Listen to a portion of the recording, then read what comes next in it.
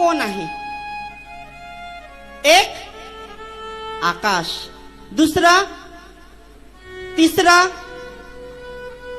जल, चौथा अग्नी आणि पाचवा बरोबर ना? आता मी आता असं नियम काढेल आहे. नियम काढले म्हणजे मी तपस्या केलेली आणि ती तपस्या परिपूर्ण झाली. महिलाला हाताला धागा आलं आणि पुरुषला गळ्यामध्ये. आता धागा गळामध्ये पुरुष मंडळ असेल तर तुम्ही काढून पहा बरे लगेच.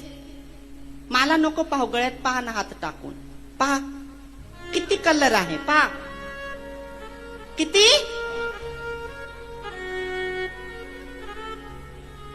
महिला यायची ना वेळ असं ब्लाऊज मध्ये, फोटो मध्ये यायचं, ब्लाऊज मध्ये घुसून घ्यायचं नाही, इकडं खुसून द्यायचं ना.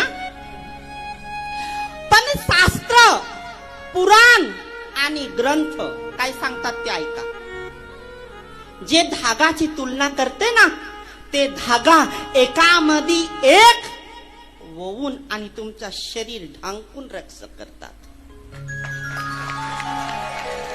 दुसरा एक एक काळ मणी साठवून आणि तुमचा सुहागन सांभाळतात.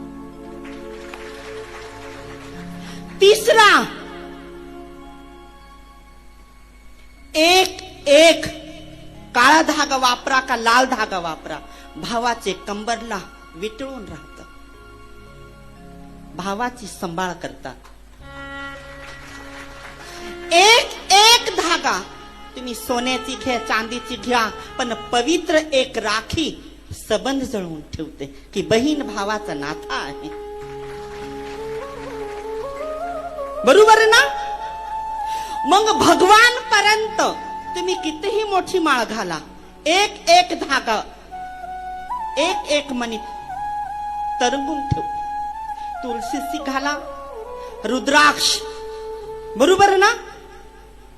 पण देवापर्यंत पोहोच करायचं काम कोण करतं? एक धागा.